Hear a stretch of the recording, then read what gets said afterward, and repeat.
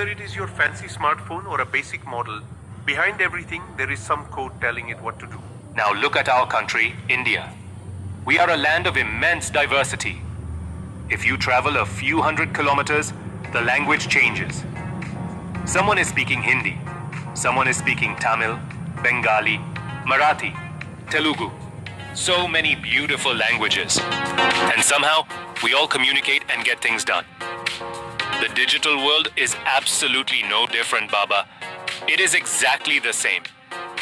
There isn't just one single magical computer language that runs everything. No, there is a whole paltan.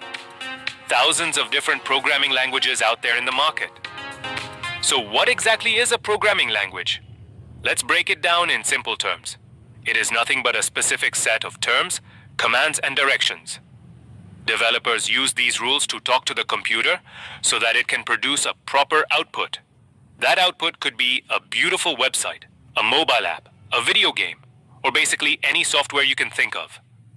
Now you might ask, boss, why can't we just use one language for everything? Why create so much confusion? Well, think about it like this. Different languages have different superpowers.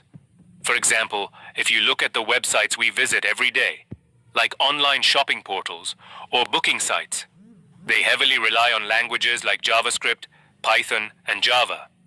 These languages are fantastic for web features, security, and making sure the page doesn't crash when lakhs of people use it at the same time.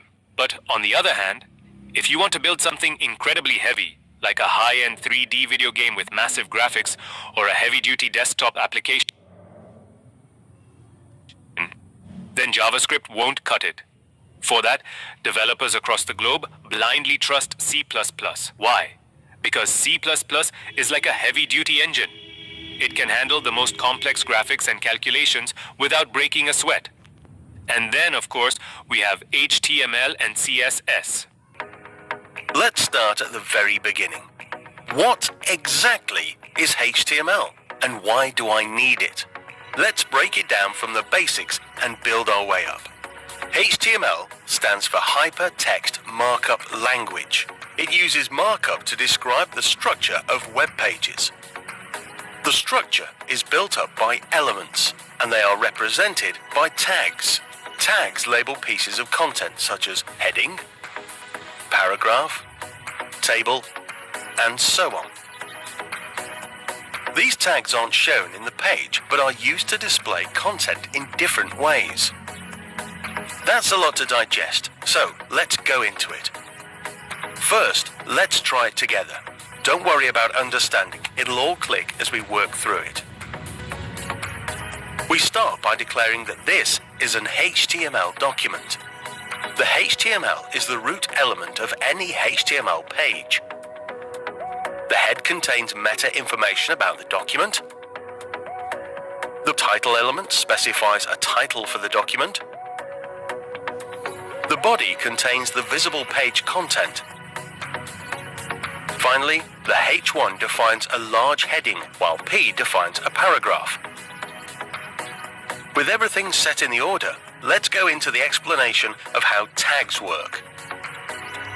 Tags typically come in pairs, a start tag and the end tag. The end tag is written just like the start tag, but with a / inserted before the tag name. Here we've got the tag name and the / tag name, and the content of the element in between them. So if this was a paragraph, we'd use P / P and some text in the middle. Let's play a game. See if we can correctly match start and end tags together.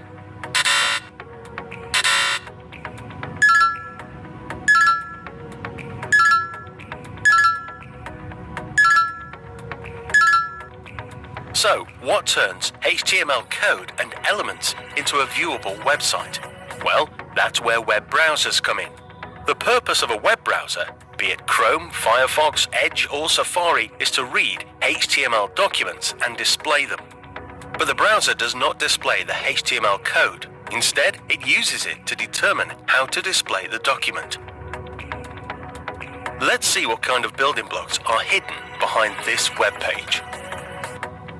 This is a visualization of an HTML page structure. You can see the HTML, the head, with the page title below that, and then the body under that. And that's the basics.